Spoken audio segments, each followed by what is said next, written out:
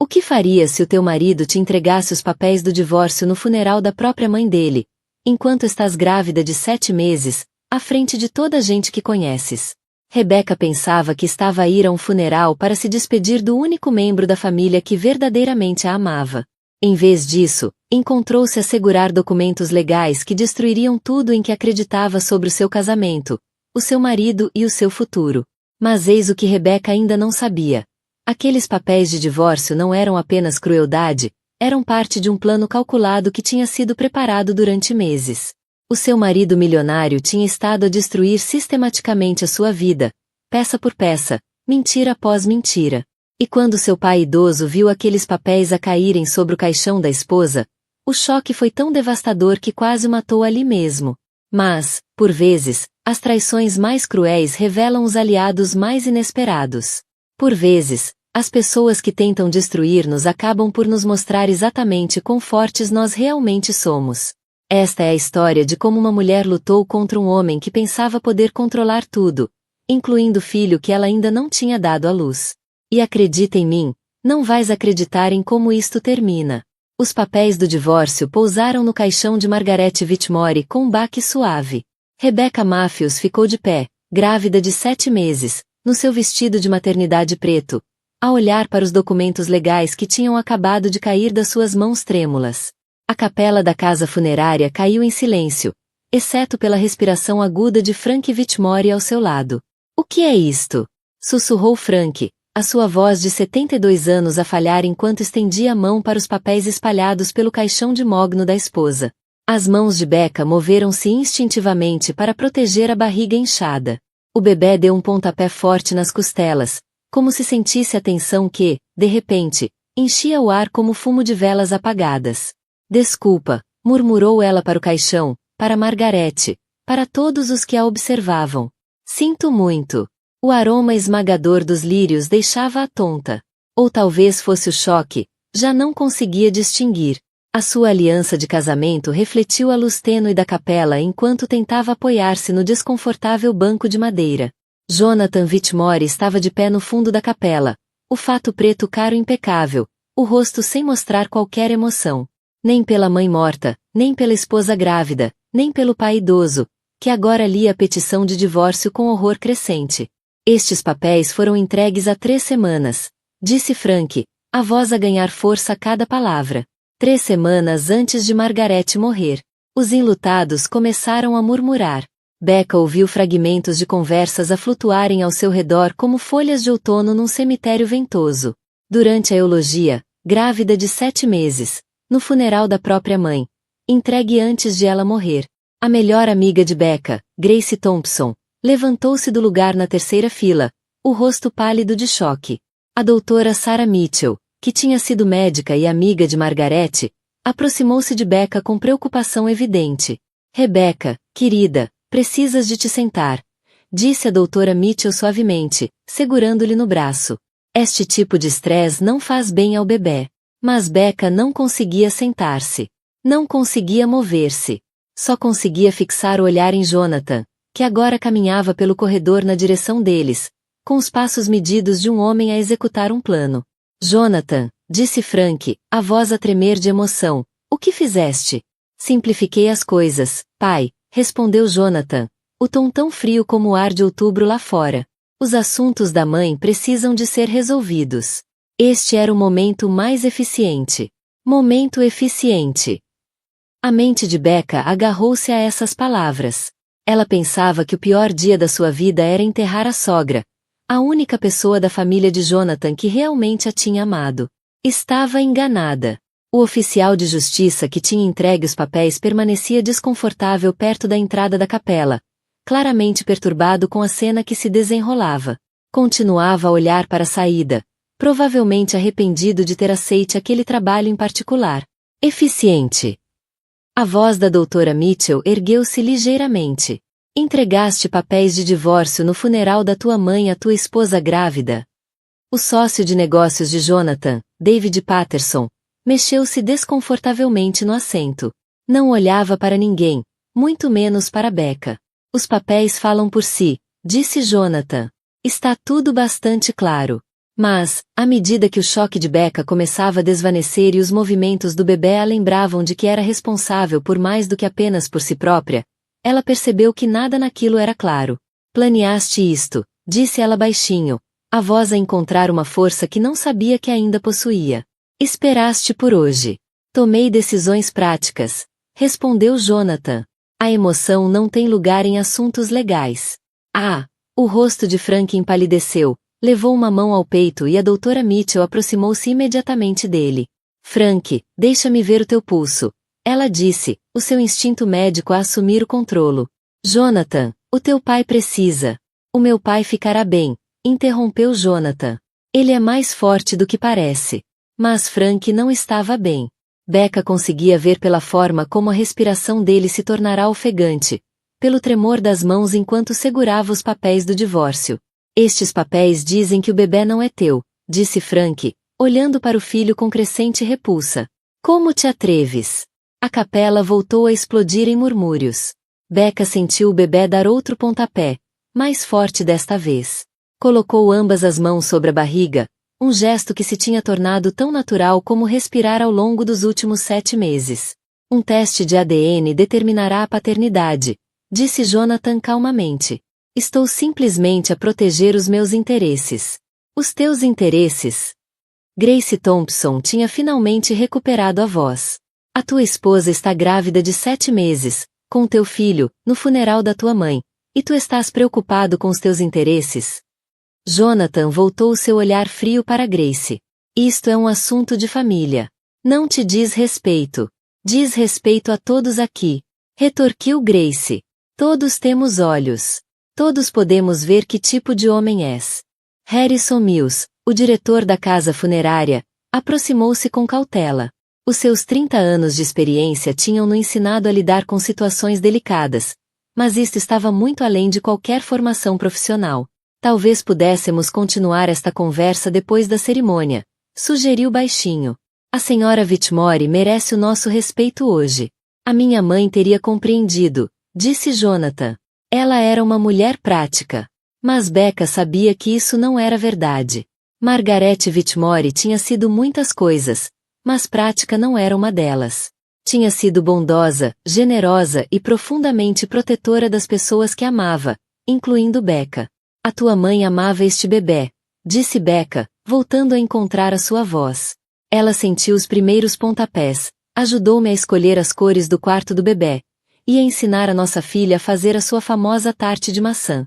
Disparates sentimentais, respondeu Jonathan. Frank levantou-se de repente, cambaleando ligeiramente. A doutora Mitchell estendeu-lhe a mão para o amparar, mas ele afastou-a. Sai! Disse a Jonathan. Sai desta capela. Sai da minha vista. Pai, estás a ser emocional. Sai! A voz de Frank ecoou pelas paredes da capela. A tua mãe está morta, a tua esposa está grávida, e tu escolhes hoje para destruir o que resta desta família? Sai, antes que eu faça algo de que me arrependa. Pela primeira vez, a compostura de Jonathan quebrou-se ligeiramente. Ele olhou em volta para os rostos que antes lhe mostravam respeito, amizade, até amor. Agora mostravam apenas repulsa e desilusão. Isto não muda nada, disse ele. Os papéis são legais. O processo já começou. Virou-se e voltou a percorrer o corredor, os passos a ecoarem no súbito silêncio. A porta da capela fechou-se atrás dele com um estalido final e decisivo. Becca deixou-se cair no banco, as pernas finalmente a ceder. O bebê parecia sentir a sua aflição e começou a mover-se mais ativamente, como se tentasse confortá-la a partir de dentro. Preciso de apanhar ar, disse baixinho. Eu vou contigo, ofereceu Grace. Não. Becca abanou a cabeça. Preciso de um momento sozinha. Caminhou lentamente até a casa de banho da funerária, a mão a deslizar pela parede em busca de apoio. Lá dentro, trancou a porta e encostou-se à fria parede de azulejos. O bebê mexeu-se novamente e Becca colocou ambas as mãos sobre a barriga. Vai correr tudo bem, sussurrou. Vamos ficar bem. Mas, mesmo ao dizê-lo, perguntava-se se era verdade. Tinha acabado de ser notificada do divórcio no funeral da sogra, o marido questionara a paternidade do filho em frente de todos os que conheciam, E o sogro parecia à beira de um ataque cardíaco por causa do estresse. Nada naquilo estava bem. Mas o bebê voltou a pontapear, forte e firme. E Becca sentiu algo mudar dentro de si que nada tinha a ver com a gravidez. Endireitou os ombros e olhou para si mesma no espelho. Vamos ficar mais do que bem, disse ao reflexo. E, desta vez, acreditou. Quando Becca regressou à capela, os murmúrios cessaram. Todos os olhares seguiram-na enquanto caminhava de volta até ao lugar, ao lado de Frank, que agora segurava a mão da doutora Mitchell enquanto ela lhe verificava o pulso. A tensão arterial está elevada, disse a doutora Mitchell baixinho. Mas, por agora, está estável.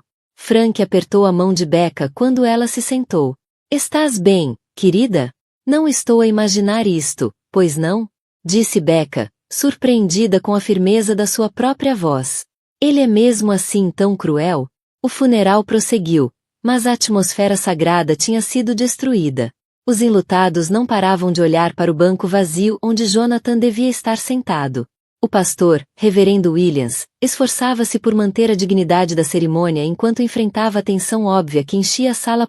Durante a sua eulogia por Margaret, o reverendo Williams falou da sua bondade, da sua dedicação à família, da sua alegria nas pequenas coisas. A cada palavra, o contraste entre mãe e filho tornava-se mais gritante. Margaret Whitmore acreditava que o amor é uma escolha que fazemos todos os dias, disse o reverendo. Ela escolheu o amor em vez do medo, o perdão em vez do ressentimento, a generosidade em vez do egoísmo.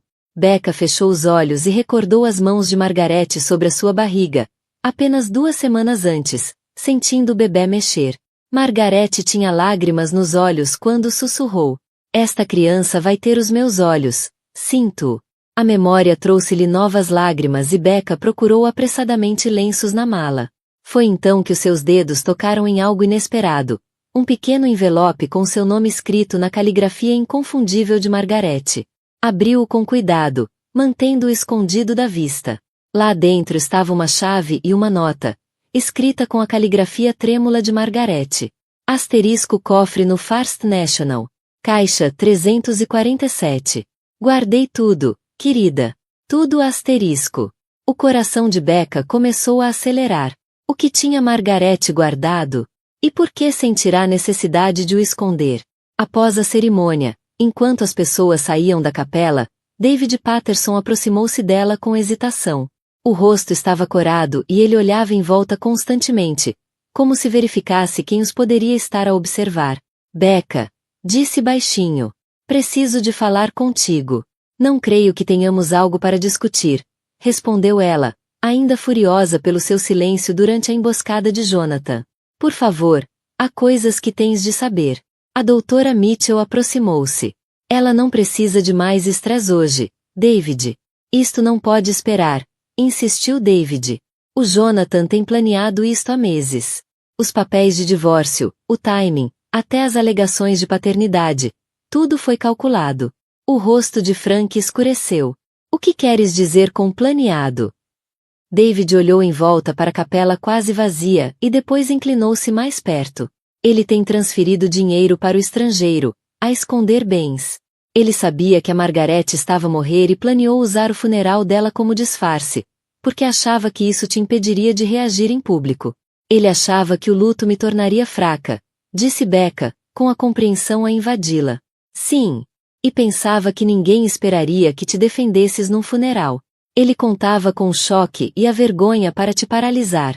Grace colocou-se ao lado de Becca, o rosto marcado por uma fúria protetora. Esse miserável calculista. Há mais, disse David, relutante. Os casos extraconjugais. Houve vários nos últimos 2 anos. Ele tem estado a documentar tudo para construir um caso de que és uma mãe incapaz. O bebê deu um pontapé forte e Becca arquejou. A doutora Mitchell agarrou-lhe o braço de imediato. Já chega, disse firmemente. A Rebecca precisa de descansar. Este estresse pode provocar um parto prematuro. Mas a mente de Becca estava em turbilhão. A chave de Margaret pesava-lhe na palma. A nota dizia que guardara tudo. Incluía isso provas das infidelidades de Jonathan, das suas manipulações financeiras. David, disse ela baixinho. Por que é que me estás a dizer isto agora? Ele parecia genuinamente atormentado. Porque eu ajudei-o. E já não consigo viver com isso. O silêncio que se seguiu foi quebrado apenas pela respiração pesada de Frank. A doutora Mitchell voltou a verificar-lhe o pulso, a expressão preocupada. Frank, acho que devíamos levá-lo ao hospital. Não, disse ele firmemente. Não vou a lado nenhum até entender o que o meu filho fez a esta família. Harrison Mills aproximou-se com visível relutância. Desculpem interromper, mas há preparativos a tratar para o enterro. E surgiu.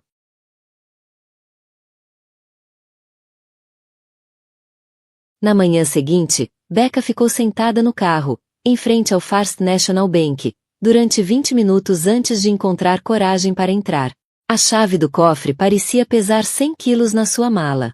Bom dia, senhora Whitmore, disse o gerente do banco quando ela se aproximou. Lamento muito a sua perda. A senhora Margaret era uma mulher adorável.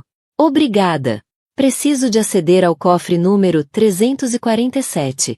A expressão do gerente mudou ligeiramente. Vou precisar de ver a sua identificação e verificar os seus direitos de acesso. O coração de Becca afundou. E se Margaret não a tivesse colocado na lista de acesso? E se fosse apenas outro beco sem saída?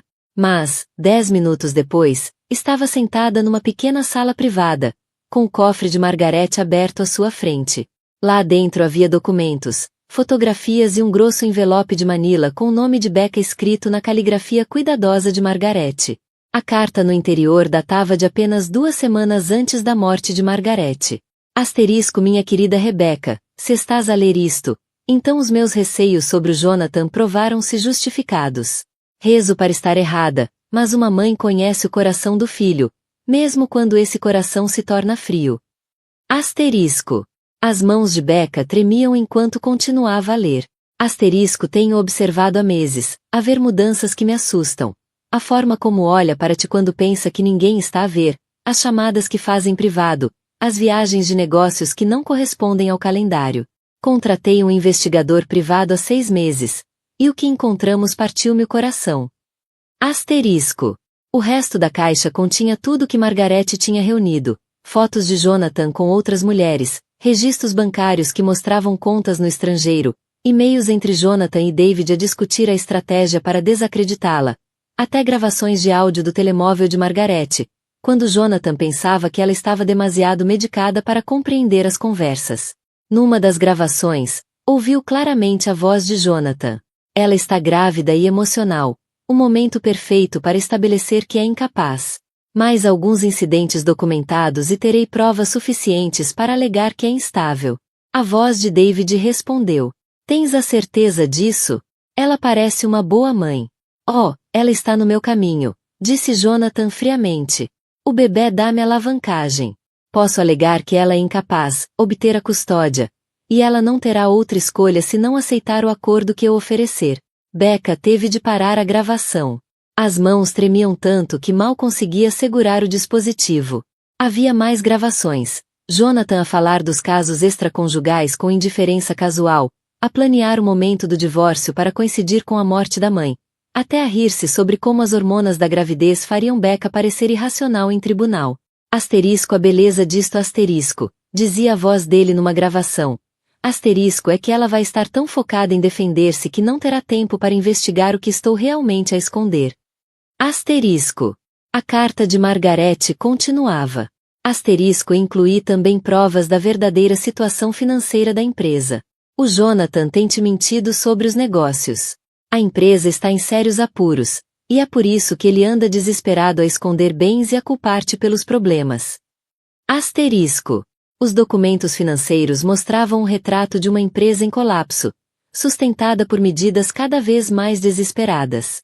Jonathan tinha manipulado as contas, mentido a investidores e usado fundos da empresa para despesas pessoais, incluindo os casos extraconjugais. Mas a prova mais devastadora era um contrato entre Jonathan e uma mulher chamada Lisa Meridian, datado de 8 meses antes. Não era apenas um caso, era um acordo de negócios. Lisa estava a ser paga para seduzi-lo e ajudá-lo a criar fundamentos para o divórcio. Becca ficou a olhar para o contrato até as palavras se tornarem indistintas. Até as traições tinham sido calculadas. Até a infidelidade tinha sido comprada. O telemóvel dela tocou, fazendo-a sobressaltar. Era Grace. Como te estás a aguentar? Perguntou Grace com suavidade. Estou no banco. A Margarete deixou-me provas. É pior do que pensávamos. Quão pior? Ele anda a planear isto há quase um ano. Os casos são falsos, a empresa está a falir, e ele tem tentado, deliberadamente, fazer-me parecer instável para ficar com a custódia e deixar-me sem nada. Filho da mãe. Há mais. Ele tem gravado as nossas conversas, editando-as para eu soar irracional. Tem drogado as minhas vitaminas para me deixar sonolenta e confusa durante o dia. O silêncio do outro lado prolongou-se. Becca, tens a certeza do envenenamento? Perguntou Grace, finalmente. Becca pensou nos últimos meses, o cansaço extremo que o médico tinha atribuído à gravidez, as falhas de memória, as vezes em que se sentirá confusa sobre conversas que tinha certeza de ter tido com Jonathan. Encontrei os recibos, disse baixinho. E instruções de dosagem de alguém que claramente não é médico. Temos de chamar a polícia. Ainda não. Preciso de copiar tudo primeiro e entender exatamente o que ele fez antes de agir. O bebê pontapeou e Becca percebeu que já estava sentada no banco há mais de uma hora. Fotografou cuidadosamente todos os documentos com o telemóvel e depois voltou a colocar tudo no cofre. Ao sair do banco, o telemóvel vibrou com uma mensagem de um número desconhecido. Asterisco, afasta-te de coisas que não te dizem respeito. Pensa no bebê. Asterisco. O sangue de Becca gelou. Alguém estava a vigiá-la. Conduziu diretamente para a casa de Grace, verificando constantemente o retrovisor. Grace, ao ver-lhe a cara, ligou imediatamente para o trabalho a dizer que estava doente. Mostra-me tudo, disse, sentando-se ao lado dela no sofá. Passaram as 3 horas seguintes a analisar as provas. A cada documento, cada gravação, cada fotografia, a dimensão da traição de Jonathan tornava-se mais clara. Ele já destruiu 3 outras mulheres desta forma, disse Grace, a estudar o relatório do investigador privado. Não é a primeira vez que usa a gravidez e o divórcio para manipular alguém. O que lhes aconteceu? 2 aceitaram quase nada em acordos, para não lutar.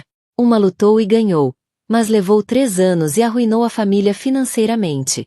Becca colocou as mãos sobre a barriga, sentindo os movimentos firmes do bebê. Eu não vou deixar que ele faça isto ao nosso filho. Nosso filho. Grace arqueou a sobrancelha. Este bebê nunca será dele, disse Becca com firmeza. Ele perdeu esse direito quando decidiu destruir-nos por dinheiro. O telemóvel tocou novamente. Era o nome de Frank. Becca, querida, estás bem? O David disse-me que o Jonathan anda a fazer chamadas toda manhã, a tentar cortar-te as redes de apoio. Que tipo de chamadas? Anda a dizer às pessoas que estás a ter um colapso, que a gravidez te deixou paranoica e delirante. Chegou ao ponto de ligar a doutora Mitchell, a insinuar que os teus níveis de estresse são perigosos para o bebê. Becca sentiu a familiar onda de pânico, mas forçou-se a respirar fundo. Ele está a tentar controlar a narrativa. Exatamente. Mas a doutora Mitchell não acreditou nele. Pediu para te ver esta tarde, não porque esteja preocupada com teu estado mental, mas porque quer documentar a tua condição real, para contrariar as alegações dele. Depois de desligar, Becca olhou para Grace com uma nova determinação. Sei o que tenho de fazer, disse. Vou derrotá-lo no próprio jogo. Como? Sendo tudo aquilo que ele diz que eu não sou. Calma, racional, preparada e completamente no controlo.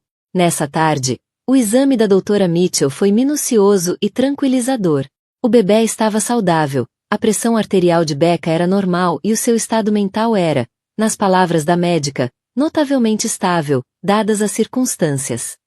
Vou documentar tudo, disse a doutora Mitchell, incluindo as minhas observações sobre o comportamento do seu marido no funeral. Sou médica há 22 anos e nunca vi nada tão calculado e cruel. Testificará, se for preciso. Farei o que for necessário para proteger a si e a este bebê. Ao conduzir para casa nessa noite, Becca pensou nas palavras de Margarete na carta.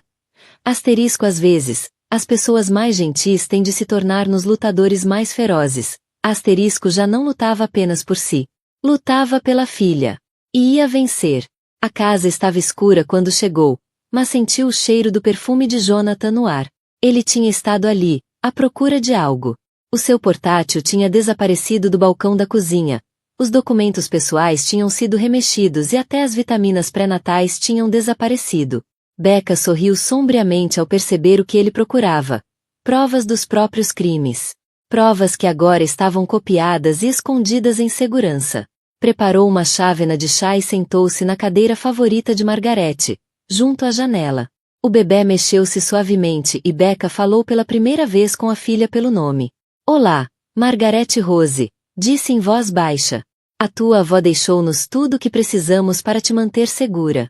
3 dias após descobrir as provas de Margarete, Becca estava sentada em frente à advogada Patrícia Wells, a observar a expressão incrédula da experiente jurista a cada documento que analisava.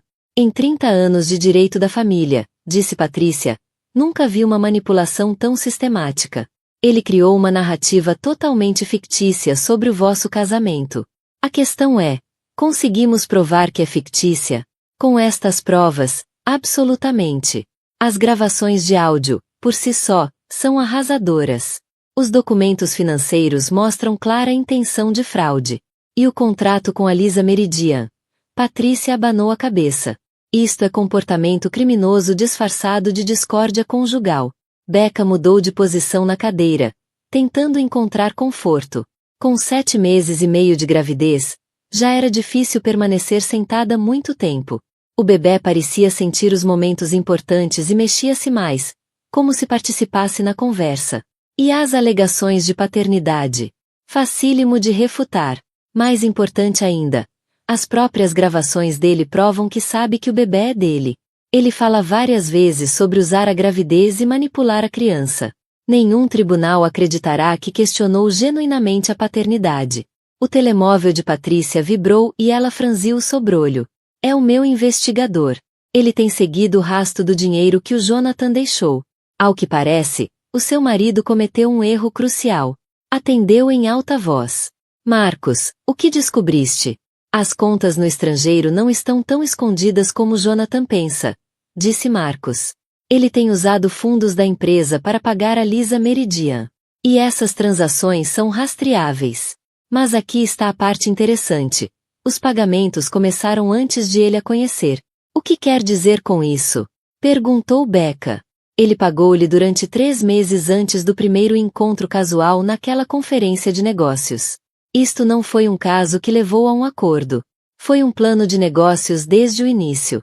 Becca sentiu-se enjoada. Ele contratou-a especificamente para destruir o nosso casamento. Fica pior, continuou Marcos. Lisa Meridian nem sequer é o nome verdadeiro dela. É Andrea Voice, e já fez isto antes. Pelo menos 4 vezes que conseguimos rastrear. Ela é uma destruidora profissional de casamentos. Patrícia tomava notas rapidamente. Conseguimos encontrá-la. Desapareceu há 2 dias, logo depois de o Jonathan apresentar os papéis de divórcio. Mas cometeu outro erro. Manteve registros detalhados de todos os trabalhos, incluindo este. Registros de quê? De tudo. Fotografias, gravações de áudio, acordos financeiros. Até avaliações de desempenho feitas pelo Jonathan sobre o quão convincente era a manipulação emocional dela. Becca fechou os olhos, dominada pela dimensão da traição. Até as emoções de Jonathan tinham sido compradas. Há mais, disse Marcos. O pai do Jonathan tem andado a fazer perguntas pela cidade. O Frank Whitmore não é homem para ser contrariado. Ao que parece, várias pessoas já mudaram as histórias sobre o que afirmavam ter testemunhado. Quando a chamada terminou, Patrícia recostou-se na cadeira. Becca, preciso de lhe perguntar algo difícil. Até onde está disposta a ir com isto? O que quer dizer? Podemos avançar com acusações criminais. Fraude, roubo de identidade, conspiração. Isto vai muito além do direito da família. O Jonathan pode enfrentar pena de prisão séria. Becca pensou em Frank, no coração dele, no estresse de ver o filho preso. Depois pensou na filha, no tipo de pai que Jonathan seria se escapasse às consequências. Ele fez as suas escolhas, disse baixinho. Não o vou proteger dos resultados. Nessa noite, Becca encontrou-se com Frank e Grace para jantar num pequeno restaurante no centro da cidade. Frank parecia mais velho do que os seus 72 anos. O estresse da última semana evidente em cada linha do rosto. Como se tem aguentado? Perguntou Becca com delicadeza. Não consigo parar de pensar na Margarete, disse ele. Ela tentou avisar-me sobre o comportamento do Jonathan. Eu pensei que estava a ser demasiado protetora. Haver problemas onde não existiam. Não podia saber. Mas devia ter escutado. Ela tinha medo dele no fim. Não fisicamente, mas preocupada com aquilo de que ele era capaz contigo e com o bebê. Grace estendeu a mão para apertar a de Frank. Está a ouvir agora. É isso que importa. Liguei ao Jonathan hoje, disse Frank em voz baixa. Disse-lhe que sabia sobre as contas no estrangeiro, sobre o falso caso, sobre tudo. Pedi-lhe que assumisse e tentasse salvar o que restava da integridade dele. E o que disse ele? A expressão de Frank escureceu. Riu-se. Disse que eu era um velho sentimental que não entendia os negócios modernos. Depois disse-me que, se não o apoiasse, perderia o acesso ao meu neto para sempre. Becca sentiu o bebê dar um pontapé forte, como se respondesse à dor de Frank. Ele ameaçou-o. Ameaçou-nos a todos. Disse que tinha provas suficientes para demonstrar que eras uma mãe incapaz, que se certificaria de que nunca vias o bebê, exceto em visitas supervisionadas. O rosto de Grace corou de raiva. Como consegue dizer isso com cara séria, quando ele é quem tem abusado sistematicamente da própria esposa grávida? Porque acredita nas suas próprias mentiras, disse Becca. Acho que se convenceu de que tudo o que fez está justificado.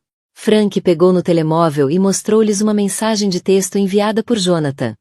Asterisco escolhe bem os lados, velho. Eu controlo mais do que pensas. Asterisco. Enviou isto há 1 hora, depois de eu lhe ter dito que estava do teu lado completamente. Becca olhou para a mensagem, sentindo um arrepio que nada tinha a ver com o ar-condicionado do restaurante. Ele está a escalar a situação. A Patrícia avisou-me de que isto podia acontecer à medida que nos aproximamos do tribunal. Escalar como? Perguntou Grace, nervosa. Pessoas desesperadas fazem coisas desesperadas. A vida inteira do Jonathan é construída em mentiras. E estamos prestes a expor todas elas em público. Ele tem tudo a perder. Como se tivesse sido invocado pela conversa, o telemóvel de Becca começou a tocar. O nome de Jonathan apareceu no ecrã. Não atendas, disse Grace imediatamente. Mas Becca tinha outra ideia. Na verdade, acho que devo atender. Mas não sozinha. Fez sinal a Frank e Grace para se manterem em silêncio. Depois atendeu em alta voz. Alô, Jonathan. Rebecca. A voz dele era fria, controlada. Acho que está na altura de falarmos como adultos. Estou a ouvir. Esta situação saiu do controlo. As pessoas andam a dizer coisas, a fazer acusações que não são verdadeiras. Acho que devíamos resolver isto discretamente, antes que nos prejudique a ambos. Que tipo de acordo tens em mente? Algo razoável. Ficas com a casa, eu fico com a empresa. Partilhamos a custódia da criança. Todos saem com a dignidade intacta. Becca olhou para Frank, que abanava a cabeça vigorosamente. É generoso da tua parte, disse ela com cuidado. Mas tenho curiosidade. Por que é que, de repente, te interessas pela custódia partilhada? Ontem dizias que o bebê não era teu. Uma pausa. Talvez tenha sido precipitado. As emoções estavam à flor da pele. Emoções? No funeral da tua mãe? Que surpreendente. Outra pausa, mais longa desta vez. Rebecca, estou a tentar ser razoável. Mas, se insistes em lutar, se trouxeres advogados e investigadores e tornares isto público, não vais gostar das consequências. Isso é uma ameaça? É um aviso. Tenho recursos que não consegues imaginar. Posso tornar a tua vida muito difícil. Frank gesticulava freneticamente agora, a apontar para o telemóvel. Estava a gravar a chamada. Pois bem, disse Becca com calma. Acho que vamos ver o que acontece em tribunal. Desligou antes que Jonathan pudesse responder. Gravaste tudo? Perguntou a Frank. Cada palavra. E sei exatamente quem precisa de ouvir isto. Nessa noite, Becca sentou-se na cadeira de Margarete, junto à janela, sentindo os movimentos suaves do bebê enquanto planeava os próximos passos. No dia seguinte apresentaria uma ordem de restrição com base na chamada ameaçadora de Jonathan. Entregaria todas as provas de Margaret à advogada e ao procurador. E deixaria de ter medo do homem que tentará destruir a sua família. A tua avó foi corajosa, disse ao bebê. Lutou por nós mesmo quando estava a morrer. Agora é a nossa vez de lutar. O bebê respondeu com um pontapé forte e Becca sorriu. Vou interpretar isso como um sim, pequena Margaret Rose. Lá fora, um carro entrou na entrada de casa com os faróis apagados. O coração de Becca acelerou até reconhecer o carro da Grace. A amiga tinha feito visita surpresa toda semana para verificar a sua segurança. Grace entrou com a chave suplente que Becca lhe tinha dado. Alguma novidade do nosso amigo esta noite? Perguntou Grace, usando o código delas para Jonathan. Ele ligou. Tentou soar razoável enquanto fazia ameaças. O Frank gravou tudo. Ótimo, disse Grace. A Patrícia diz que quanto mais ele fala, mais fundo cava a própria cova. Sentaram-se juntas num silêncio confortável, a ver a luz do luar filtrar-se pelas cortinas de renda da Margaret. O bebê tinha sentado num ritmo pacífico e Becca sentia-se mais calma do que nas últimas semanas. Grace, disse ela em voz baixa, achas que estou a fazer o certo? Lutar isto em público? Avançar com acusações criminais? Acho que estás a fazer a única coisa que te vai manter a ti e a esse bebê em segurança, respondeu Grace. O Jonathan não vai parar, a menos que seja forçado a parar. Mas o coração do Frank, o estresse para a família. O Frank é mais resistente do que parece. E, quanto à família, tu e esse bebê são a família dele agora.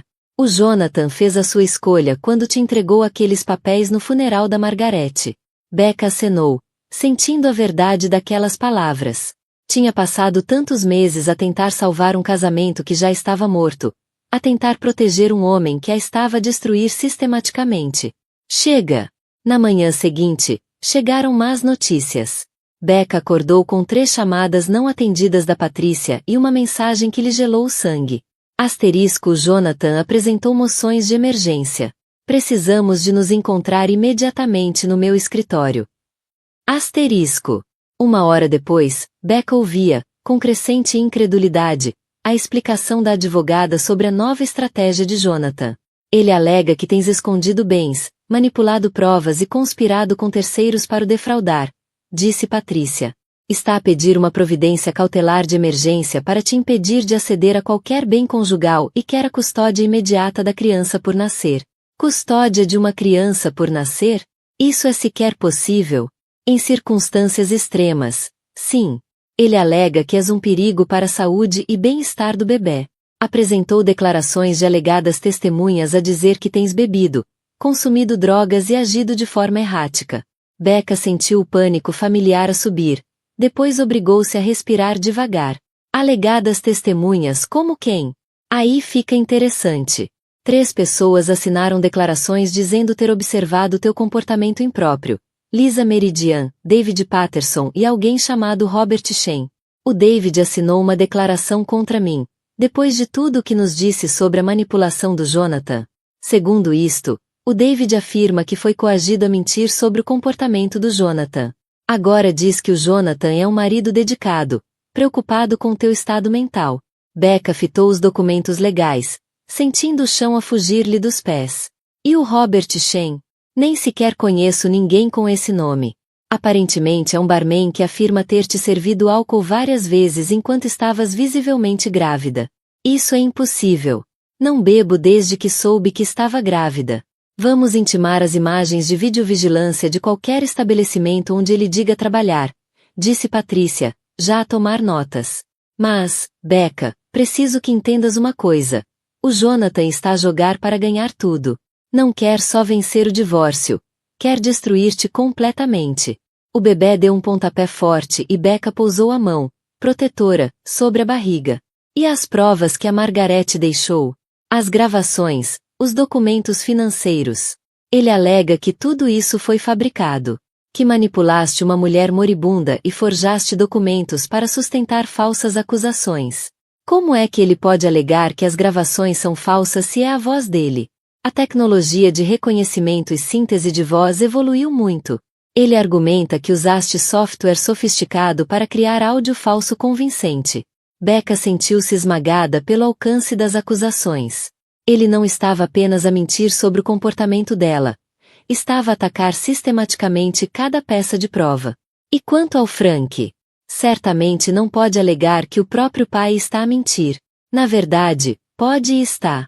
O processo do Jonathan afirma que o Frank sofre de demência precoce e que tens andado a manipulá-lo contra o próprio filho. A crueldade dessa acusação tirou o fôlego a Becca. O Frank tem 72, não 92, e a cabeça está mais afiada do que nunca. Eu sei. Mas o Jonathan conta com a tendência dos tribunais para serem extra-cautelosos quando está em causa o bem-estar de uma criança. Se ele conseguir criar dúvida suficiente sobre as provas e confusão suficiente sobre os factos, o tribunal pode errar pelo lado de proteger o bebê dando-lhe custódia temporária. O telemóvel de Becca tocou. No ecrã, o nome de Frank. Frank, estou com a Patrícia. Posso pôr-te em alta voz? Faz favor. Becca. Acabei de saber pelo meu advogado sobre a nova petição do Jonathan. Quero que saibas que estou preparado para me submeter a qualquer exame médico que queiram, testes cognitivos, avaliação psicológica, o que for preciso para provar a minha competência mental. Frank, não devias ter de. Devo. Sim. A culpa é minha por não ter visto no que o meu filho se estava a tornar, anos atrás. Não vou deixar que use a minha idade como arma contra ti. Patrícia inclinou-se para a frente. Frank, há mais uma coisa. O Jonathan também apresentou uma moção a alegar que os teus episódios cardíacos recentes são prova de que o estresse de apoiares a Becca te está literalmente a matar.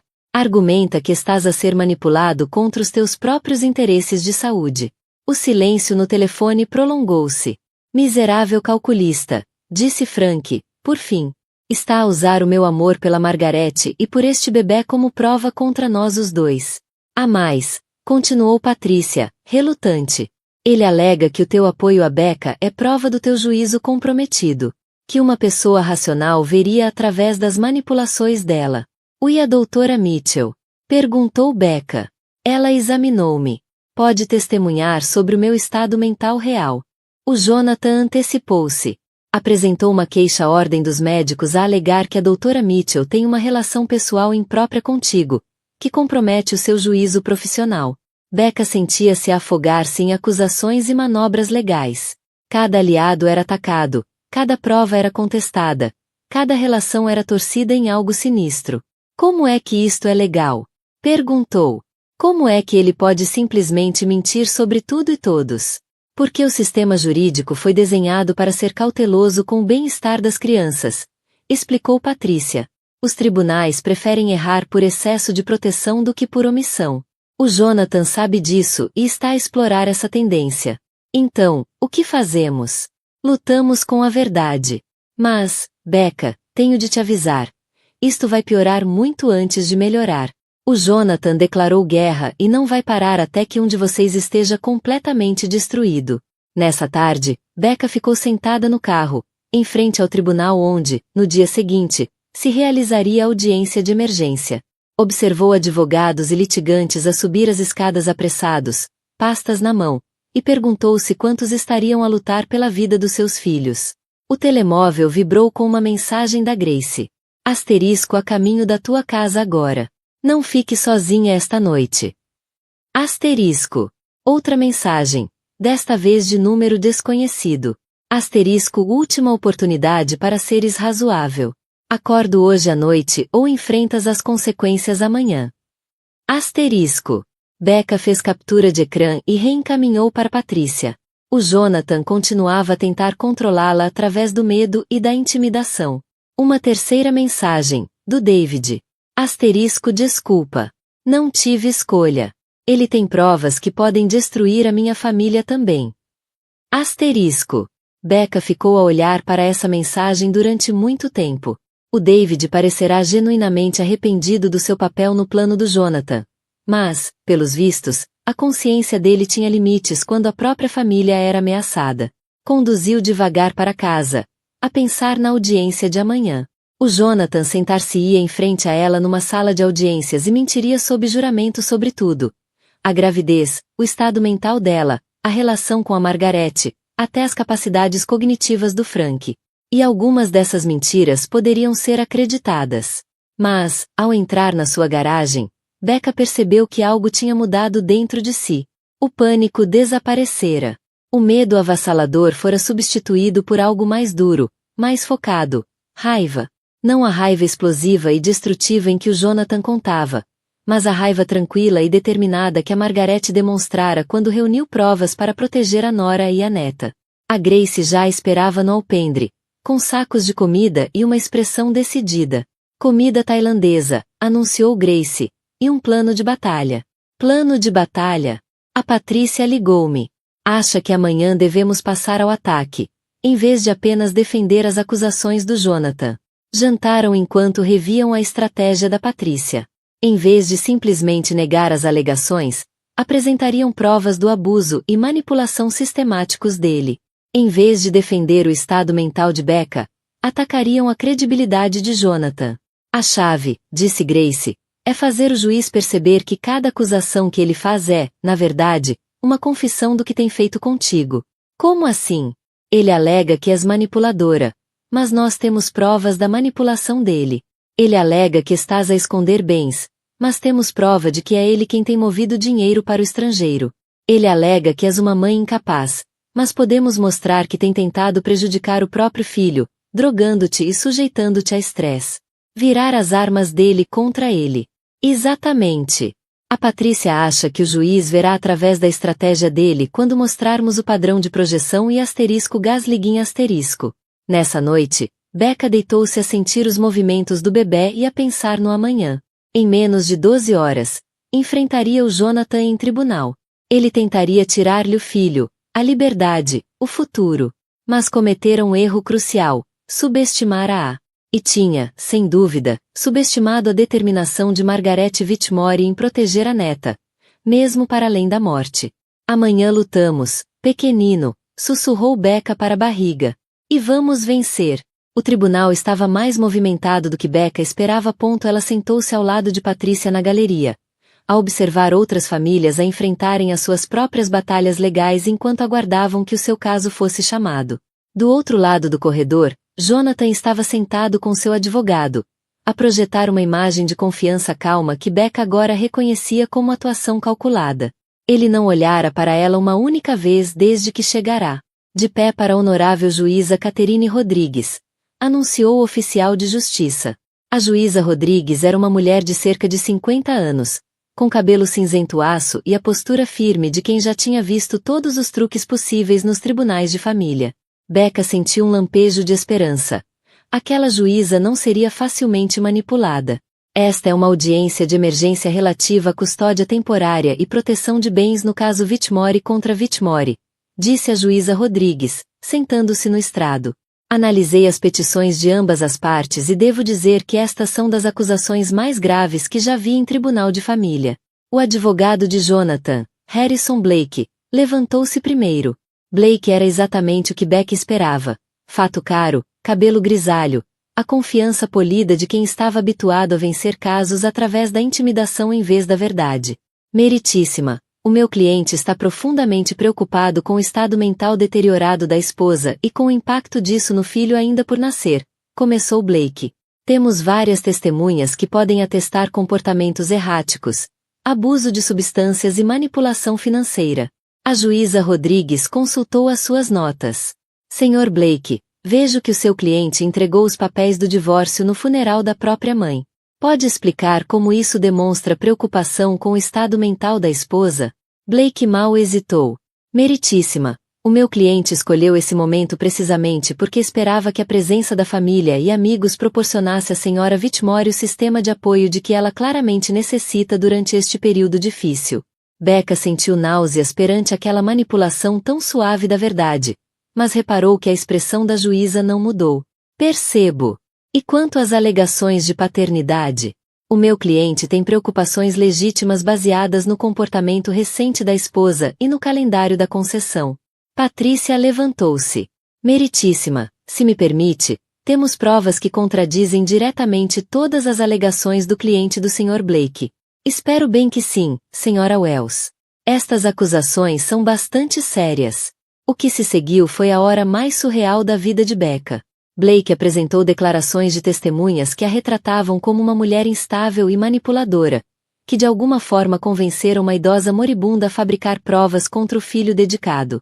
Segundo a versão de Jonathan, Becca tinha casos extraconjugais, bebia álcool, escondia dinheiro e abusava psicologicamente tanto de Margarete como de Frank. Quando chegou a vez de Patrícia, começou pelas gravações de áudio.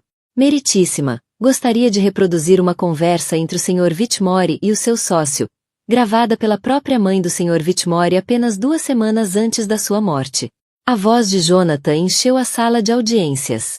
Ela está grávida e emocional, o momento perfeito para estabelecer que é incapaz.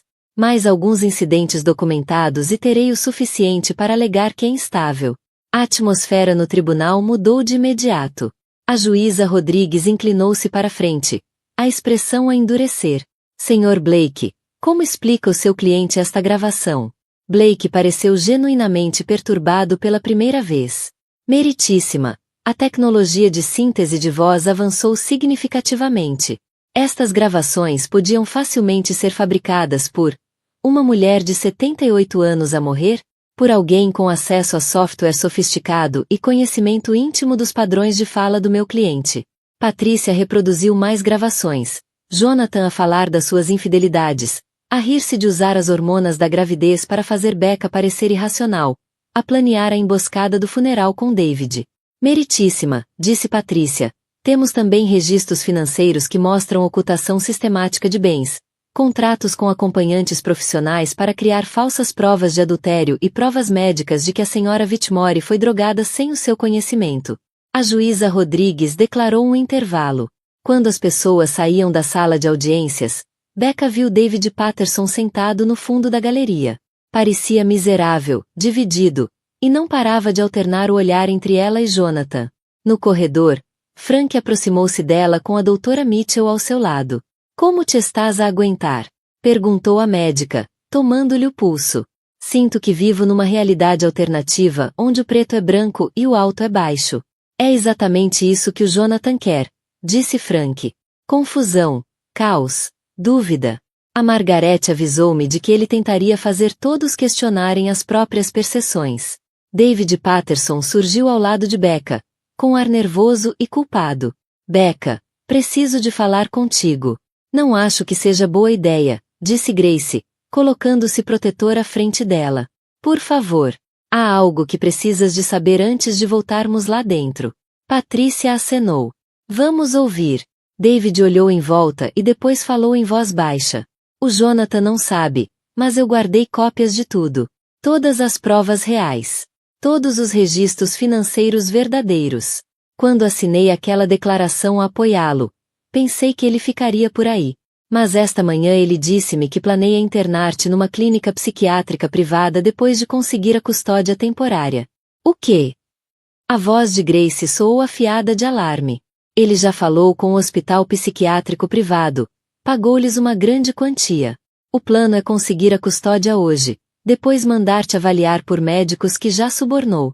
Eles vão declarar-te incapaz, e ele terá justificação legal para ficar com o bebê permanentemente. Becca sentiu o sangue fugir-lhe do rosto. Ele pode fazer isso? Se conseguir convencer o tribunal de que és um perigo para ti própria ou para o bebê? Sim, disse Patrícia, sombria. É raro, mas é possível. E é por isso que eu estou aqui. David continuou. Não posso deixar que ele a destrua completamente. Tenho gravações dele a planear esta estratégia, provas dos subornos, documentação de toda a conspiração. Por que haveríamos de confiar em si agora? Perguntou Frank. Já a traiu uma vez.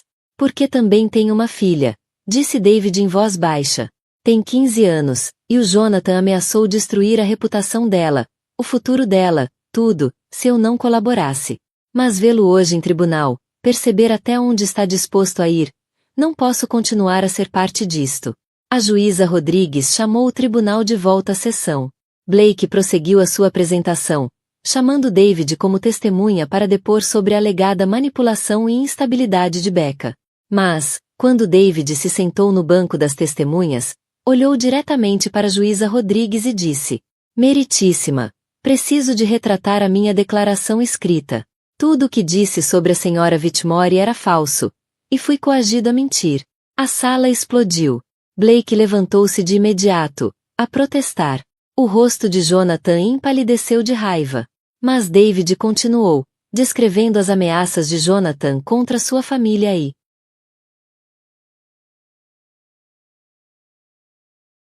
apresentando novas provas no seu telemóvel. Meritíssima, tenho gravações do Sr. Whitmore a planear internar a esposa numa clínica psiquiátrica sob falsos pretextos. Tenho provas de subornos a profissionais de saúde e documentação do seu plano para usar a ordem de custódia de emergência como passo para declarar a Sra. Whitmore permanentemente incapaz. Ordem! Chamou a juíza Rodrigues, enquanto Blake tentava interromper freneticamente o testemunho. Sr. Patterson, disse a juíza, está a testemunhar que o Sr. Whitmore planeava internar falsamente a esposa grávida? Sim, meritíssima. Ele disse-me que a gravidez torna as mulheres legalmente vulneráveis e que, com as opiniões médicas certas, poderia declará-la incapaz durante anos, talvez permanentemente. E tem gravações destas conversas? Tenho, bem como registros financeiros que mostram pagamentos à clínica psiquiátrica e a médicos em particular. Patrícia levantou-se. Meritíssima, pedimos que estas gravações sejam admitidas como prova e que o Sr. Whitmore seja considerado em desacato por tentar subverter o processo deste tribunal. Blake estava de pé, a objetar com veemência, mas a juíza Rodrigues já estava a rever as provas no telemóvel de David. Após 20 minutos a ouvir gravações e a analisar documentos, a juíza olhou para Jonathan com repulsa visível. Sr. Whitmore, em 30 anos neste estrado, nunca vi uma manipulação tão sistemática do processo legal. Não só as suas alegações contra sua esposa são completamente falsas, como tentou usar este tribunal como arma para cometer o que equivale a sequestro e prisão ilegal. Jonathan falou finalmente. Meritíssima, posso explicar? Não, Sr. Whitmore. Não pode explicar o facto de conspirar para internar falsamente a sua esposa grávida numa clínica psiquiátrica. Não pode explicar o suborno de profissionais de saúde. E certamente não pode explicar ter entregue papéis de divórcio no funeral da sua mãe, alegando estar preocupado com o estado emocional da esposa. A decisão da juíza Rodrigues foi rápida e abrangente. As moções de emergência de Jonathan foram negadas, Becca recebeu uma ordem de restrição contra ele e foi aberta de imediato uma investigação sobre possíveis acusações criminais. Ao saírem do tribunal, Becca sentiu que conseguia respirar livremente pela primeira vez em meses. O bebê mexia-se suavemente, como se celebrasse a vitória. Isto não acabou, avisou Patrícia. Ele vai recorrer, e ainda há o divórcio em si para resolver. Mas hoje foi uma vitória decisiva. Frank abraçou Becca com cuidado, atento à gravidez. A Margaret estaria tão orgulhosa. Lutaste como uma guerreira. David aproximou-se, hesitante. Becca, sei que não mereço perdão, mas quero que saibas que estou preparado para testemunhar em qualquer processo criminal. Já entreguei todas as provas financeiras ao FBI. Ao FBI? O Jonathan tem cometido crimes federais, fraude eletrônica, branqueamento de capitais, conspiração. Isto vai muito além do tribunal de família agora. Enquanto caminhavam para os carros, Becca refletiu sobre o quanto tinha mudado em apenas algumas horas. As mentiras cuidadosamente construídas de Jonathan tinham colapsado sob o peso da verdade. A manipulação dele fora exposta, e o plano para destruir saíra-lhe completamente ao contrário. Tenho uma pergunta, disse ela a David. O que te fez finalmente decidir contar a verdade? David ficou em silêncio por um momento. Hoje de manhã, o Jonathan disse-me que, depois de obter a custódia, planeava levar o bebê para o estrangeiro, para um lugar onde nunca o encontrarias. Disse que provavelmente te matarias de desgosto e que isso resolveria todos os problemas dele de forma permanente. Ele disse isso. Disse-o como se estivesse a falar do tempo. Foi aí que percebi que não estava a lidar com alguém apenas egoísta ou ganancioso. Estava a lidar com alguém verdadeiramente maligno. Nessa noite, Becca sentou-se na cadeira da Margaret, com Grace ao lado, sentindo os movimentos do bebê e a pensar no futuro. Tinha vencido naquele dia, mas a verdadeira batalha estava apenas a começar. Jonathan não iria aceitar a derrota com dignidade. Se alguma coisa, ser exposto publicamente torná-lo-ia ainda mais perigoso. Mas, pela primeira vez desde que o pesadelo começara, Becca sentia que tinha aliados, recursos e, acima de tudo, a verdade do seu lado. Falta um mês, disse ao bebê. Mais um mês e estaremos a salvo. Esperava que fosse verdade. 2 semanas depois da vitória no tribunal, Becca acordou às 3 da manhã com o som de alguém a tentar abrir a porta da frente. O corpo de Becca, grávida de 8 meses, moveu-se lentamente enquanto estendia a mão para o telemóvel, mas, quando chegou à janela, quem quer que fosse já tinha desaparecido. A polícia encontrou arranhões na fechadura, mas nenhuma outra prova, nem impressões digitais, nem testemunhas, nem imagens de câmaras de segurança. Apenas a mensagem inconfundível de que alguém queria que ela soubesse que não estava segura. Não podes continuar aqui sozinha, disse Grace na manhã seguinte, a andar de um lado para o outro na sala de estar de Becca, como uma ursa protetora. Este é o 3º incidente esta semana.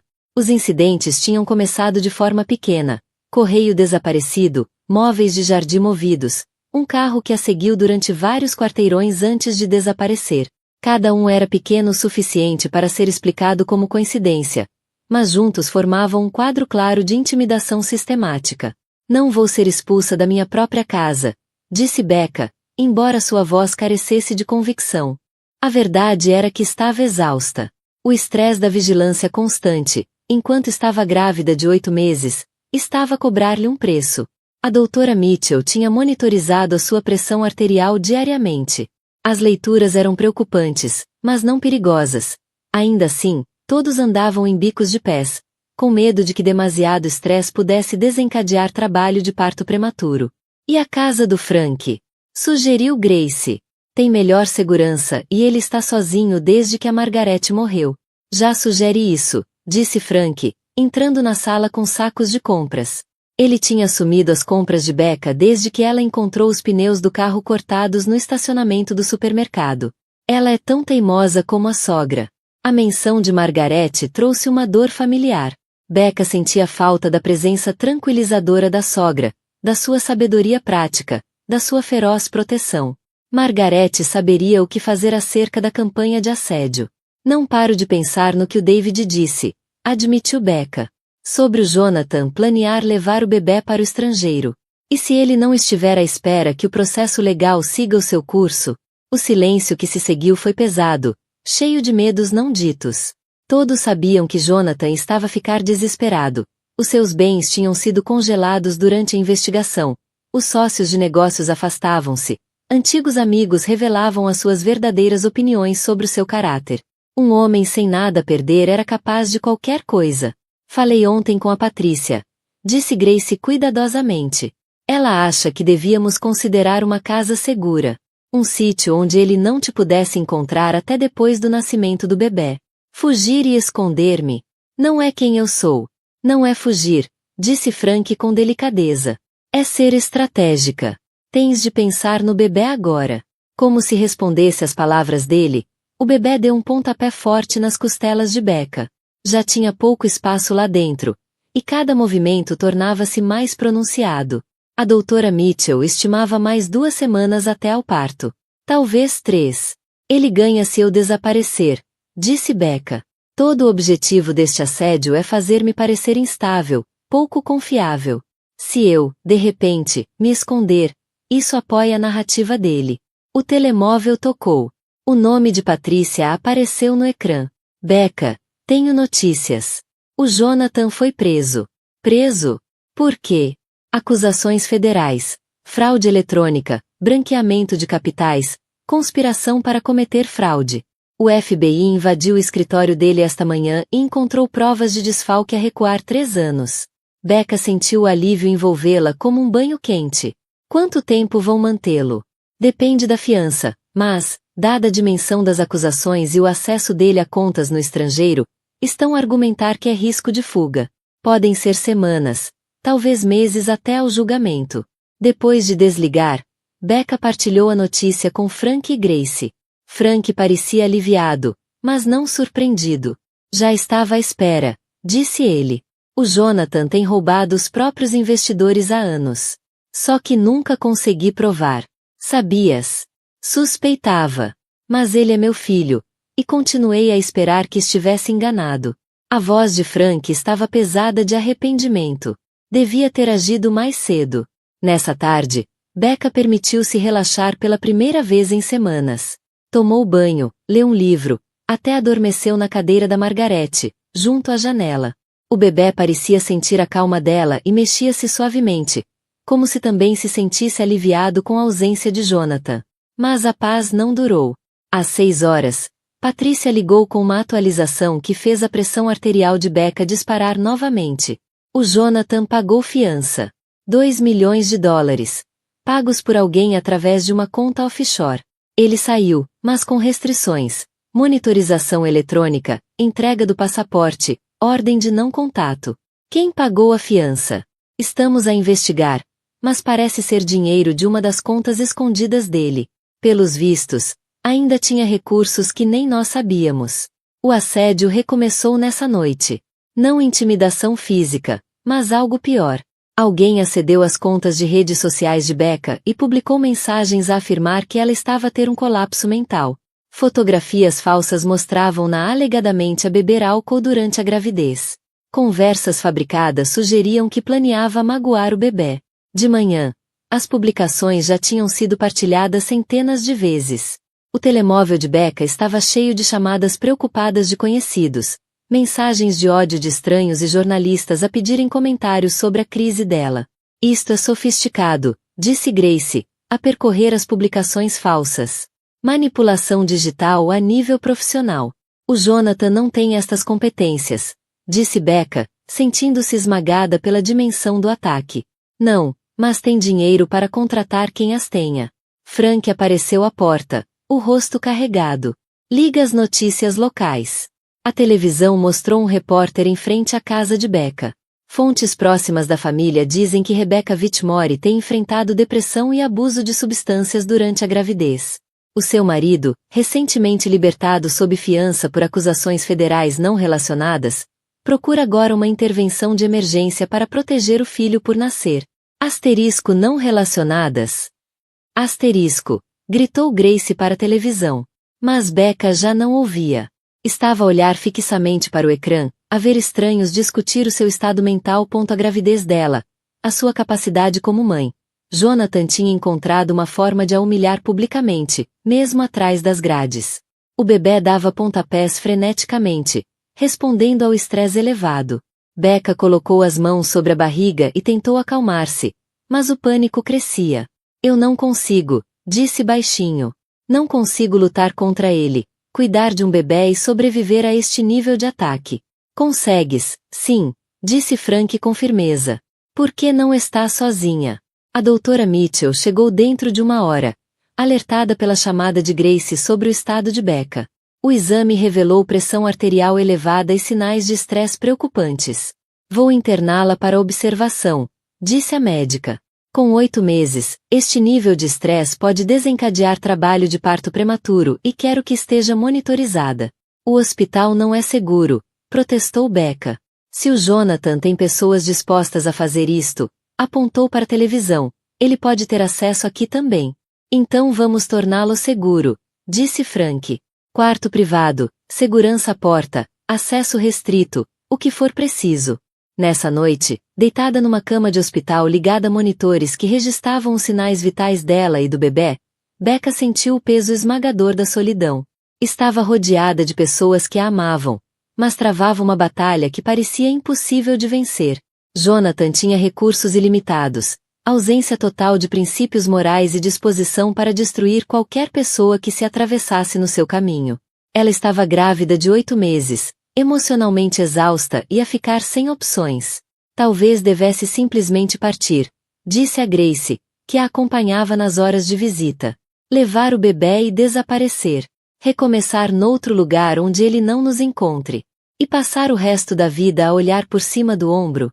Isso não é viver, Becca, é apenas existir. Mas qual é a alternativa? Ele nunca vai parar. Mesmo que vá para a prisão, vai encontrar formas de nos magoar. Grace ficou em silêncio durante um longo momento. Lembras-te do que a Margarete disse na carta? Que, às vezes, temos de ser os lutadores mais ferozes. Estou cansada de lutar. Eu sei. Mas olha para o que já superaste. Expuseste as mentiras dele, reuniste provas, venceste em tribunal e protegeste este bebê durante meses de abuso sistemático. És mais forte do que imaginas. O bebê mexeu-se suavemente e Becca percebeu que algo tinha mudado. Os movimentos pareciam diferentes, mais serenos, como se a criança se estivesse a preparar para nascer. Doutora Mitchell chamou para a enfermaria. Acho que algo está a acontecer. As horas seguintes foram um turbilhão de exames, monitorização e discussões cautelosas sobre o tempo. O bebê não estava em sofrimento, mas o trabalho de parto estava definitivamente a começar. Estimamos o parto dentro das próximas 24 a 48 horas, disse a médica. É demasiado cedo? Perguntou Becca ansiosa. 36 semanas já é considerado o termo para um bebê saudável. A sua filha está pronta para conhecer o mundo. Quando a noite caiu sobre o hospital, Becca permaneceu acordada, sentindo as contrações irregulares que sinalizavam o início do trabalho de parto. Frank dormitava na cadeira ao lado da cama, recusando-se a sair apesar da hora tardia. Frank, disse ela suavemente. E se eu não conseguir protegê-la? E se o Jonathan arranjar forma de atirar de mim? Frank abriu os olhos e segurou-lhe a mão. Então nós vamos buscá-la de volta. E se nós não conseguirmos, a Grace vai. E se ela não conseguir, a doutora Mitchell vai. E se nem ela conseguir, cada pessoa que viu do que o Jonathan é capaz vai erguer-se por essa menina. Acredita mesmo nisso? Sei-o. Porque essa menina não é apenas tua filha, Becca. É a neta da Margarete. É a minha bisneta. Faz parte de uma família que não desiste uns dos outros. O bebê deu mais um pontapé, como que a concordar com as palavras de Frank, e, pela primeira vez em semanas, Becca sentiu esperança em vez de medo quanto ao futuro. Amanhã lutamos de forma diferente, disse em voz baixa. Não apenas para sobreviver, mas para vencer. O trabalho de parto progrediu lentamente durante a noite. De manhã, as contrações de Becca eram regulares, mas ainda não suficientemente intensas para um parto ativo. A doutora Mitchell decidiu deixar a natureza seguir o seu curso, monitorizando cuidadosamente mãe e filha. Os primeiros bebés costumam demorar, explicou ela a Frank e Grace, que mantinham vigília no quarto do hospital. Mas está tudo normal e saudável. O que não era normal era o circo mediático a desenvolver-se no exterior do hospital. A notícia da admissão de Becca tinha vazado, e os jornalistas acampavam no parque de estacionamento, à espera de uma declaração sobre a crise dela ou a prisão de Jonathan. Organizei segurança adicional, disse a doutora Mitchell. E estamos a usar a entrada de serviço para visitantes. Mas, Becca, precisa de estar preparada. Este vai ser um nascimento público, quer queiramos, quer não. Patrícia chegou por volta do meio-dia com atualizações encorajadoras e preocupantes ao mesmo tempo. O procurador federal quer acrescentar acusações relacionadas com a campanha de assédio, disse. Aparentemente, a monitorização eletrônica do Jonathan mostrou que ele esteve em contato com as pessoas por trás das publicações falsas nas redes sociais. Conseguem provar isso? Perguntou Grace. Estão a trabalhar nisso. Mas aqui está a parte preocupante. Alguém pagou a fiança dele usando uma conta que não está em nome de Jonathan. Achamos que tem financiadores a ajudá-lo a evitar a prisão. Que tipo de financiadores?